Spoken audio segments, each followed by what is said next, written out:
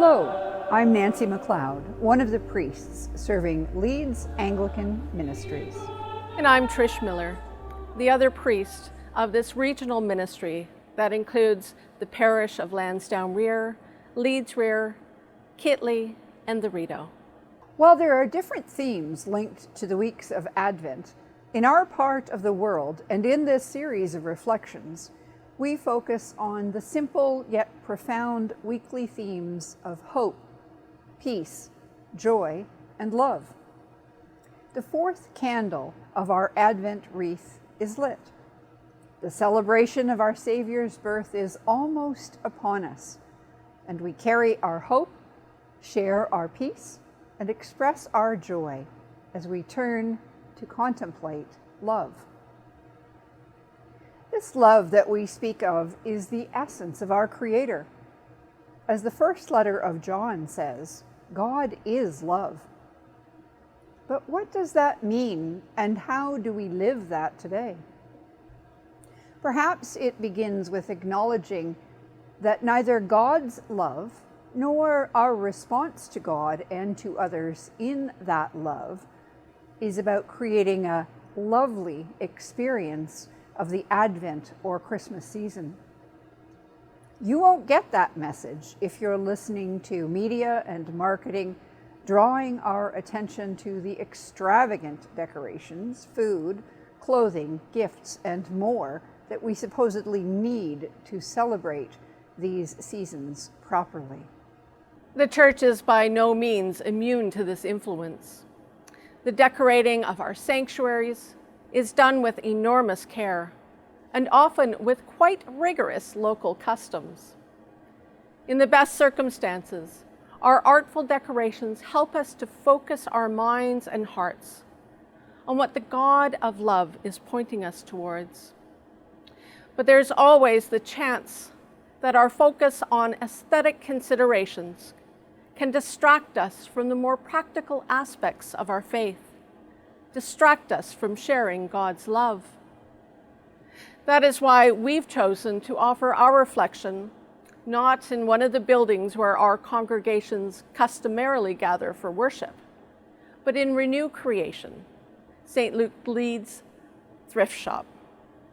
It may not be the most beautifully appointed space, but it is a place where the love of God is deeply felt and generously shared. Loving, dedicated volunteers serve in this space and in the ministries that flow out from this space to ensure that God's love is made tangible for those who are most in need of it. Looking around this shop might lead many people to assume it's an adequate place to raise funds for the maintenance of the parish, but that's the least significant aspect of the reality. Whether it's meeting urgent needs in the local community or around the world, providing ongoing essential food support, or any of the dozens of loving ministries of this parish, the hub of it is here, among the people who consistently choose to embody love. Or, as we Anglicans say, live the marks of mission. Telling the good news, teaching each other as believers, tending to the needs of God's people, transforming whatever is broken in God's world while pursuing peace and reconciliation, and treasuring God's creation.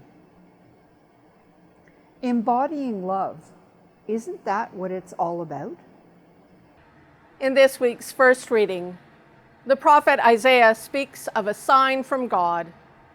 It is not spectacular or supernatural, but simply the birth of a son, a child, the embodiment of love. As Christians, we proclaim that this prophecy not only speaks to the time and place of its writing, but looks forward to the birth of our Savior, the ultimate embodiment of God's love, Emmanuel, God with us. The gospel for this fourth Sunday of Advent is Matthew's account of how the birth of Jesus came about. A couple pledged to marry, A woman is found pregnant, a man not wanting to expose her to public disgrace. It does not fit well within the wider culture's desire for that perfect Christmas. But thanks be to God, an angel of the Lord provides reassurance and guidance, enabling the fulfillment of the Lord's word through the prophet and the loving reality of the Holy Family, the birth in time of the embodiment of God of love. From this very practical, love-embodying space, we invite you to pause this week to consider how you, in your own particular circumstances, are called to embody God's love. What are the real needs of your neighbors, of people and creation itself in your neighborhood? What are the real needs of all your relations, the people of the furthest parts of God's world and the least familiar parts of God's creation? What are the gifts of love that God has embodied in you, your parish, and your wider community to meet those needs? The good news is that living out our call to love and serve is going to be both messy and beautiful, heart-rending and heartwarming. In short, it's going to be love embodied.